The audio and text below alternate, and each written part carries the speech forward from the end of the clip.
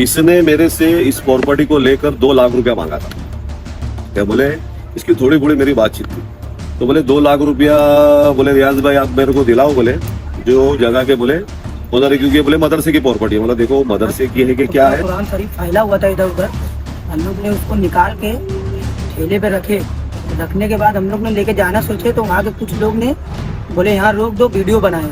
हम लोग जानते नहीं उसको कौन कौन थे बच्चे लोग, बहुत लोग थे। ये अपने जाती फायदे के लिए कॉरपोरेशन का इस्तेमाल करके उसको धोखाधड़ी में डाल के गिरा के वहाँ पे बिल्डर को खड़ा करके उसको डेवलप करके पैसा कमाना चाहते हैं। और इंटरव्यू के अंदर बोल रहा हूँ ऑन कैमरा कि भाई ये जगह मस्जिद और मदरसे के लिए मतलब रहेगी, मतलब या मस्जिद या मदरसा कुछ भी एक चीज रहेगी। वहाँ पर भी एक आदमी ने गलत तरीके से न्यूज चलाया।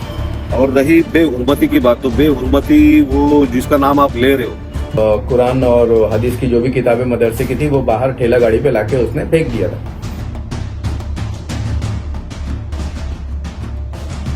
वो जिसने वीडियो बनाया होगा उस चीज का, चाहे मैं बनाया हो, आप बनाया, कोई भी बनाया हो, जिसने वीडियो बनाया समझ लो कि बेहुरमती उसने किया। वो किताब जितनी मेरी है उतनी आपकी भी है, लेकिन मेरे नजर में वो फहद अंजुम कहीं भी मुसलमान लगता नहीं। अगर वो मुसलमान होता तो सबसे पहले वो किताब की, उसका कुरान की हिफाजत करता और उसको हिफाजत से पहले अपने एक जगह रखवा देता, और जो भी मेरी बदनामी करने की थी, जो भी बोलेगा तो उसके बाद बोल सकता था।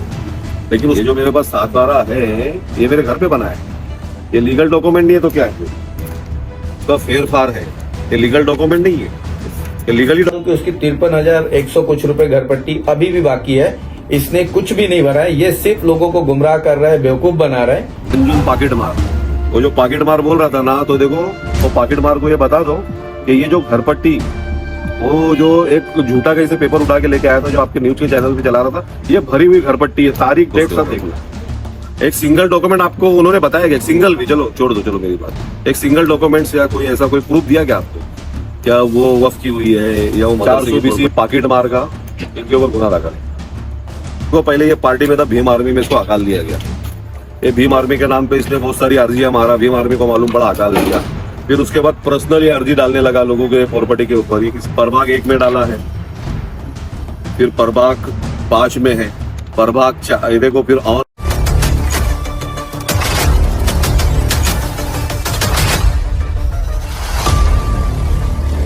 हेलो फ्रेंड्स, मैं फामन अंसारी, आप देख रहे दामाई।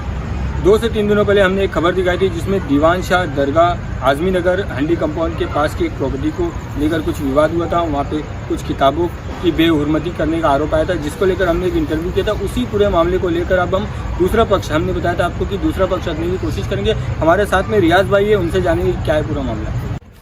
देखो फाम भाई, ये उस दिन जिस दिन बेहुरमती हुई है क्या हुई, मुझे तो पहले पता नहीं था। मैं तो घर पे सो रहा था, क्योंकि ऑलरेडी ऐसे भी मैं लेट ही सो के उठता हूँ, बराबर है। तो वहां से मुझे फोन आया कि कुछ न्यूज वाले आए, कुछ लोग वीडियो बना रहे हैं, बराबर है। तो बोले पब्लिक वहां पर जमा है, तो मैं वहां पर जाना मुझे मुनासिब, मेरी पहले बात सुनो, मेरे को मुनासिब नहीं लगा। फिर मैं वहां पर गया नहीं। फिर जब मुझे फोन आने के बाद जो है ना, मैं क्या क्या मालूम है क्या, मतलब देखा यहाँ पर ऐसा ऐसा मामला है, तो मैं गया पुलिस स्टेशन गया। पुलिस स्टेशन से पुलिस वालों को बोला कि ऐसी ऐसी बात है। तब तक ये बेहुरमती वाला बात मेरे पास नहीं, मामला नहीं था, ये मेरे पास बाद में आई ये बात। मैं पुलिस स्टेशन गया, पुलिस स्टेशन जाने के बाद फिर वहां से 2 पुलिस वालों को लिया और मैं वहां पर जगह पर गया। तो वहां पर जो जो लोग गलत तरीके से, वो लोगों ने क्या किया था, वो ताले की चाबी छीना था उससे, मजदूर लोगों से। मैंने वो बारे में कंप्लेंट करने गया था, लेकिन हम लोग का वहां पर बातचीत हो गई, तो मैंने किसी के ऊपर कोई तकरार वगैरह नहीं किया। तो पुलिस आई वहां पर, और पुलिस आने के बाद उसको लेकर गए, हम लोग वापस आए। फिर मैंने न्यूज पे एक इंटरव्यू भी दिया उनको, अपना क्या नाम है, उबैद भाई, एक इंटरव्यू दिया। क्या बोले, मूल्य वालों का कहना है, तो बोला देखो मैं इंटरव्यू दे रहा हूँ और ये इंटरव्यू के अंदर बोल रहा हूँ ऑन कैमरा कि भाई ये जगह मस्जिद और मदरसे के लिए मतलब रहेगी, मतलब या मस्जिद या मदरसा कुछ भी एक चीज रहेगी वहां पर। और जब उसको मतलब हमारे जो भी रिश्तेदार लोग थे उन्होंने वक्त किया है, तो उसी हिसाब से वो चलेगी। तो उसके बाद भी एक आदमी ने गलत तरीके से न्यूज चलाया। और रही बेहुरमती की बात, तो बेहुरमती वो जिसका नाम आप ले रहे हो, वो फहद अंजुम, जिसने देखो जिसने वीडियो बनाया होगा उस चीज का, चाहे मैं बनाया हो, आप बनाया, कोई भी बनाया हो, जिसने वीडियो बनाया समझ लो कि बेहुरमती उसने किया। वो किताब जितनी मेरी है उतनी आपकी भी है। आप अगर उस धर्म को मानने वाले तो मैं भी उसी धर्म को मानने वाला हूँ। आप मुसलमान हो, मैं भी मुसलमान हूँ, लेकिन मेरे नजर में वो फहद अंजुम कहीं भी मुसलमान लगता नहीं। अगर वो मुसलमान होता तो सबसे पहले वो किताब की, उसका कुरान की हिफाजत करता और उसको हिफाजत से पहले अपने एक जगह रखवा देता, और जो भी मेरी बदनामी करने की थी, जो भी बोलेगा तो उसके बाद बोल सकता था वो। लेकिन उसने ऐसा कुछ भी नहीं किया और उसका वीडियो बना के उसको सोशल मीडिया पे डाला गलत तरीके से। रियाज भाई जानकारी देंगे कि वो जो मदरसा है उसमें मतलब क्या विवाद, क्या मतलब विवाद क्या चल रहा है, इसके बारे में बताइए। देखो, पहली बात तो मैं बता दूं, ऑफिशियली वो मदरसा नहीं है, ऑफिशियली वो प्राइवेट प्रॉपर्टी है, और उस प्राइवेट प्रॉपर्टी का मेरे पास सारा डॉक्यूमेंट्स है जो मैं लेकर बैठा हूं। अगर जो मदरसा बोलता है या जो भी कुछ जो बोलना चाहता, बोलने के लिए कोई कुछ भी बोल देगा वो बीजेपी का मुख्यालय है, बराबर है ना, तो मुख्यालय थोड़ी ना हो जाएगा वो। लेकिन बताया जा रहा है कि जिसके नाम पे ये प्रॉपर्टी थी उन्होंने इसको वक्फ कर दिया तो था। किधर है वो वक्फ का पेपर? तो वो बोर्ड वगैरह लगाया गया था ना। काय का बोर्ड लगाया गया? तो फिर क्या है वो एक प्राइवेट प्रॉपर्टी थी और वो प्राइवेट प्रॉपर्टी है। अब कैसा रहता है मालूम है क्या? अपने इस्लाम के अंदर मस्जिद या मदरसा ये मतलब कैसा है, अपने दिल से दिया जाता है। हमारे इस्लाम में जोर जबरदस्ती कोई चीज ली जाती नहीं है। ली जाती है क्या? नहीं लिया। जैसे मेरी अगर चीज है तो मैं तो उसको अगर मैं नियत किया हो तो मैं दान करूंगा, और उसका सवाब मुझे आखिरत में मिलेगा ना, मुझे दुनिया में थोड़ा ना उसका सवाब मिलेगा। अगर मेरे नियत में उसको दान करने का है या उसको वक़्फ करने का तो करूंगा ही, उसमें इनकार नहीं है ना। लेकिन दादागिरी से, जबरदस्ती से और तुम सोशल मीडिया पे फैला देते तो ना तुमको मिल जाएगी क्या वो? उनका बोलने का ये मतलब है रियाज भाई कि आपके पास लीगल कोई राइट नहीं है। मतलब क्या लीगल राइट नहीं? मतलब किस तरह से आप उसको बोल सकते हैं कि ये हमारी प्रॉपर्टी है या हमारे रिश्तेदार की, ऐसा उनका बोलना है। तो ये जो मेरे पास पेपर है ये मेरे घर पे बनाया होगा 7/12। ये जो मेरे पास 7/12 है ये मेरे घर पे बना है। ये लीगल डॉक्यूमेंट नहीं है तो क्या है? ये 7/12 ये लीगल डॉक्यूमेंट नहीं है, ये उसका फेर फार है। ये लीगल डॉक्यूमेंट नहीं है, ये लीगली डॉक्यूमेंट है ना, लीगल डॉक्यूमेंट है ना। ये 7/12 है ना। आज अगर किसी की प्रॉपर्टी है तो प्रॉपर्टी का क्या मांगता है आदमी? 7/12 ही मांगता है ना। ये लीगल डॉक्यूमेंट है, बराबर है। तो सवाल रहा वो घर पट्टी की बात, जो वो बोल रहा था वो पाकिट मार, फहद अंजुम पाकिट मार, वो जो पाकिट मार बोल रहा था ना, तो देखो वो पाकिट मार को ये बता दो कि ये जो घर पट्टी, वो जो एक झूठा कैसे पेपर उठा के लेके आया था जो आपके न्यूज के चैनल पे चला रहा था, ये भरी हुई घर पट्टी है। तारीख डेट सब देख लो और कारपोरेशन में पता कर लो जाकर। अब उस दिन मैंने जब वो उबैद भाई के चैनल पे बोल दिया था क्या वो मदरसा रहेगा, तो उसके बाद इस पाकिट मार को, ये 420 आदमी को, ये जो दोनों 420 जो बैठे हैं जो आपके न्यूज के ऊपर और जो बोल रहे हैं बिना डॉक्यूमेंट्स पे, एक सिंगल डॉक्यूमेंट आपने बताया क्या मेरे को उसके ऊपर? एक सिंगल डॉक्यूमेंट आपको उन्होंने बताया? एक सिंगल भी, चलो छोड़ दो, चलो मेरी बात, एक सिंगल डॉक्यूमेंट्स या कोई ऐसा कोई प्रूफ दिया क्या आपको? क्या वो वक्फ की हुई है या वो मदरसे की प्रॉपर्टी है? उसका बता रहे कि ना रियाज भाई उस पर एक बोर्ड लगा हुआ था। सुनो ना, मैं क्या बोलता हूँ, अभी लाकर मैं कल रात, तुम सो जाओ घर पे, रात में मैं लाके तुम्हारे घर पे एक बोर्ड लगा देता हूँ कोई भी चीज का। मैं कल एक मदरसे का बोर्ड लाके लगा देता हूँ, मदरसे की प्रॉपर्टी हो जाएगी। बोर्ड से नहीं होता है मेरे भाई। तुम्हारे को कम से कम उसकी वसीयत किसी की चाहिए, या तो उसकी रजिस्ट्रेशन चाहिए, या तो वक्फ किया हुआ कोई पेपर चाहिए, मतलब ऑन डॉक्यूमेंट रहेगा ना। बोर्ड लगाने से अगर मैं किसी के प्रॉपर्टी पे अगर बोर्ड लगा दूं तो प्रॉपर्टी वो हो जाएगी क्या आपकी? वो लीगल डॉक्यूमेंट्स है क्या? आप बताओ ना मेरे को, वो लीगल डॉक्यूमेंट्स है क्या? अगर वो है लीगल डॉक्यूमेंट तो आप पुलिस स्टेशन में जाओ, उसको प्रूव करो। अगर मैं वहां पर कोई धथिंग दादागिरी कर रहा था या उस मस्जिद मदरसे को गिरा रहा था या तो उसके साथ में गलत कर रहा था तो आप पुलिस स्टेशन जा सकते थे, क्यों नहीं गए? तो वहाँ पर क्या रहेगा, मदरसा ही रहेगा। नहीं, अब इसका कैसा है मालूम है क्या? अभी मेरे को जो बोलने का था मैंने बोला उसके लिए, बराबर है। अब वो जिसकी प्रॉपर्टी है, इससे पहले तो देखो मेरे को उन्होंने बोला था और मैंने वीडियो कॉल करके बताया भी था कि वहां पर मस्जिद और मदरसा ही रहेगा, मतलब मस्जिद या मदरसा दोनों में से कोई भी, दो चीज एक साथ नहीं रह सकती। तो मैंने जब बोल दिया था कैमरे पे, तो फिर ये जो कुत्ता है, ये जो जगह पिदरा मांगते घूमते रहता है, ये कुत्ते को भुगने की जरूरत क्या थी? मेरा वीडियो देखे होंगे ना आपने, उबैद भाई ने जो वीडियो चलाया उसमें मैंने क्या बोला? क्या बोला था मैंने? हाँ, जगह रहेगी ना, जगह रहेगी बोला था ना मैंने। तो फिर उसके बाद बुलवाने की बार बार जरूरत क्या है? जो चीज है सुनो ना, वो तो नियत के ऊपर है ना। आप दोगे तो आपको सवाब मिलेगा, आप नहीं दोगे तो नहीं मिलेगा। ये चीज नियत से दी जाती है। सुनो ना, ये चीज जोर जबरदस्ती दादागिरी से नहीं दी जाती है। लेकिन वो कुछ भी बोले, वो खुजली वाला कुत्ता वो मदरसा रहेगा। छोड़ो। जिनकी ये प्रॉपर्टी है उनसे आपकी कुछ बात हुई? क्या बात हुई ये बताइए। देखो, जिनकी ये प्रॉपर्टी है और जो मेन ओनर है, उन्होंने कल आकर ये जो दो लोग हैं, अपना फहद अंजुम कलाम शेख, दस्तगीर अपार्टमेंट, इम्तियाज सिकंदर शेख, कुंभारवाड़ा शहनाज मंजिल, इन दोनों के ऊपर वो लोगों ने तकरार करके गया है। ये देखो, ये नाम है उनका,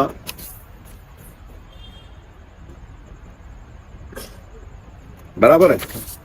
उन्होंने तकरार करके गया है पुलिस स्टेशन में, और वो खुद सीनियर साहब के पास आए थे, जिनकी जो मेन ओनर है, जिनकी जो मेन प्रॉपर्टी उनकी है। वो आकर गए, वो बोले, और अब उनको जो भी बोलना है वहां पर जाकर बोले। ऑन डॉक्यूमेंट बोल रहे हैं ना। अभी उससे पहले ना घर पट्टी भरने की नोटिस लगी थी अपने को, वारंट नोटिस लगी थी। देखो, ये वारंट नोटिस है। बार बार नोटिस लगती थी उसको, अगर अपन भरते नहीं तो वो सील हो जाती। इससे लिखा हुआ है, हाँ। अगर आप भरोगे नहीं तो सील हो जाएगी, बराबर है। हाँ, बाकी लेकिन वो पॉकेट मार के बाद ऐसा कुछ भी नहीं था क्या। फिर उसके बाद ये धोखाधड़ी की नोटिस लगी उसको तोड़ने की, बराबर है।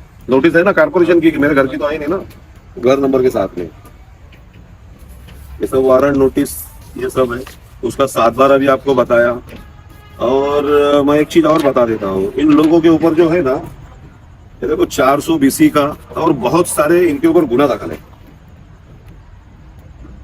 400 BC पॉकेट मार का इनके ऊपर गुना दाखिल है। ये पॉकेट मार लोग हैं। और उसके बाद ये जो फहद अंजुम है उस एरिया में रहता नहीं, उस एरिया से उसका कुछ लेना देना नहीं है। और उसी एरिया में मैं रहता हूँ, और 1980 में मेरी पैदाइश हुई थी उसी आजमी नगर में, जहाँ पर ये प्रॉपर्टी का जो मैटर है उसी जगह पर। फिर 4 साल के बाद मैं सबूरबाग रहने आया, लेकिन मेरी पैदाइश उधर की है। हम लोग वही के रहने वाले लोग हैं, और वो हमारी चीज है। हमको मालूम है कि उसका कैसे इस्तेमाल करने का, उसकी हिफाजत कैसे करने की। ऐसे दलाल लोगों की और ऐसे माइती खोर लोगों की, और जो लोगों से, देखो उसने भिवंडी में कई जगह पे कई लोगों के प्रॉपर्टी पे उसने एप्लीकेशन मार के, दरगाह के नाम पर, मस्जिद के नाम पर और बेवाओं के नाम पर, इसकी प्रॉपर्टी उसके, और कई लोगों से दलाली मांगे। ये देखो, पहले ये पार्टी में था, भीम आर्मी में इसको हकाल दिया गया।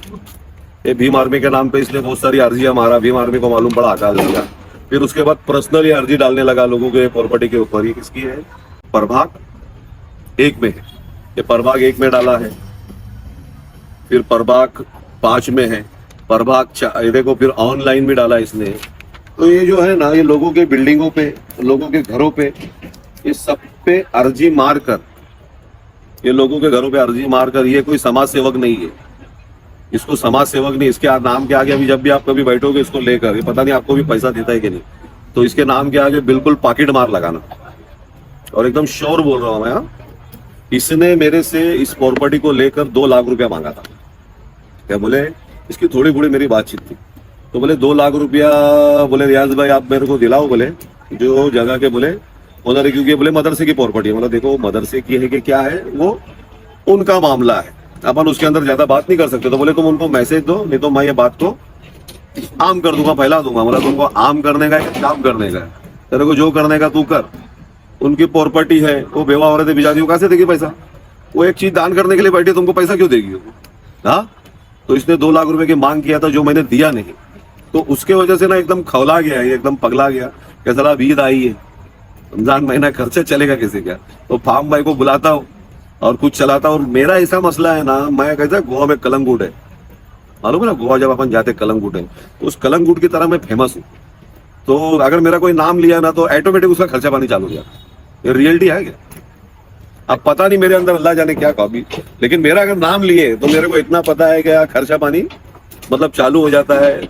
मतलब लोग बोलते क्या, चलो यार एनसी का अल्लाह ताला ने ऐसी जगह पे रखा है, तो लोगों का राशन पानी, खर्चा पानी, जगह पितरा मिलता है। रियाज भाई, एक आखिरी सवाल है कि वो जगह जो है वो डॉक्टर शब्बीर कुछ नाम था उनका। हाँ, डॉक्टर शब्बीर, तो उनका तो इंतकाल, शेख, हाँ, तो उनका तो इंतकाल हो गया। फिर उनका भी इंतकाल हो गया, उनके दोनों लड़कों का भी इंतकाल हो गया। उनके मिसेस है, उनकी मिसेस है, उनकी लड़की भी है। अच्छा, तो कल जो मामला दर्ज हुआ है भोलवाड़ा में, तो वो किसने करवाया? ये उनके वो सुनो ना, अभी जो है ना, ये जो प्रॉपर्टी है ना, उन्होंने उनके भतीजे के नाम ट्रांसफर कर दिए। अब इस प्रॉपर्टी का जो है हिस्सा उन्होंने जो भी था, क्योंकि वो बुजुर्ग हो गए और यहाँ पर आ नहीं सकते, वो मतलब ज्यादा उनका आना जाना, मतलब वो बार बार ये सब मसले रहेंगे, तो बार बार ये सब ऑफिशियली जगह जा थोड़ा ना भाई, उम्र हो गई है उनकी। तो उन्होंने ये प्रॉपर्टी उनके भतीजे के नाम पे ट्रांसफर कर दी, जिसके रजिस्ट्री पेपर में आपको बता देता। अच्छा, हाँ, उन्होंने ये प्रॉपर्टी उनके भतीजे के नाम पे ट्रांसफर कर दी है। ये देखो, ये है, ये प्रॉपर्टी है इनकी, ये रजिस्ट्री है, ये प्रॉपर्टी उन्होंने उनके भतीजे के नाम पे रजिस्ट्री कर दी है।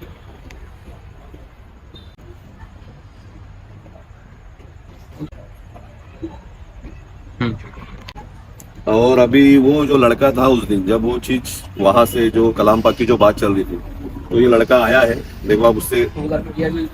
भाई उस दिन जो मामला हुआ था, बताया गया वीडियो में कि कुरान शरीफ की जो है बेइज्जती की, बेहुरमती की गई, क्या कहना चाहेंगे उस पर?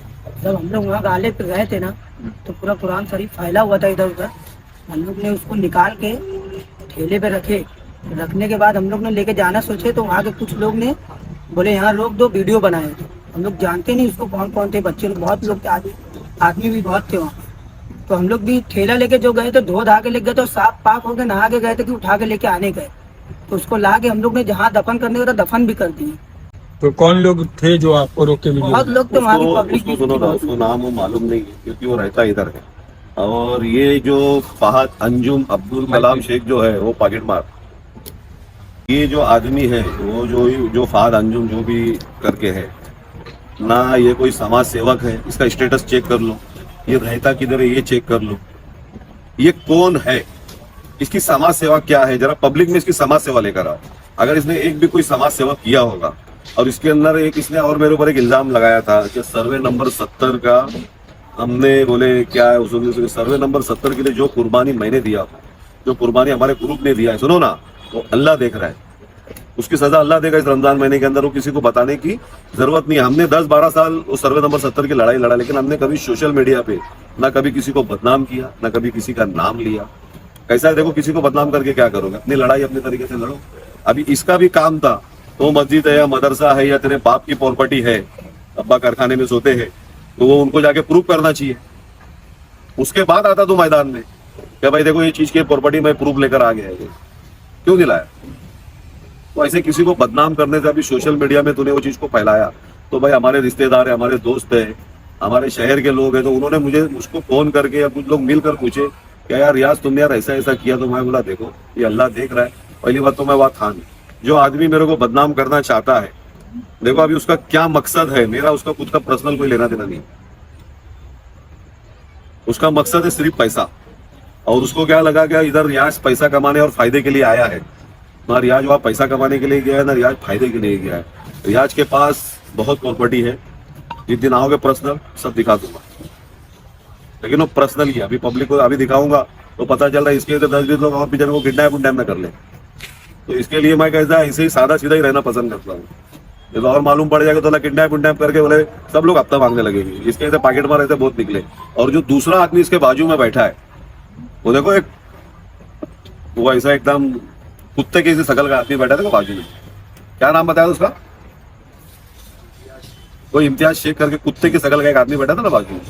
वो कुत्ते की शकल वाले को इतना मैं बता देना चाहता हूँ कि वो 420 जिसने 12 साल एक बेवा औरत का, कितना साल, 12 साल एक बेवा औरत को भाड़ा नहीं दिया, 12 साल एक बेवा औरत की प्रॉपर्टी को उसने कब्जा करके रखा, उन यतीम बच्चों को 12 साल तक उसने परेशान किया और उसके हस्बैंड को तड़पा तड़पा कर इसने मारा।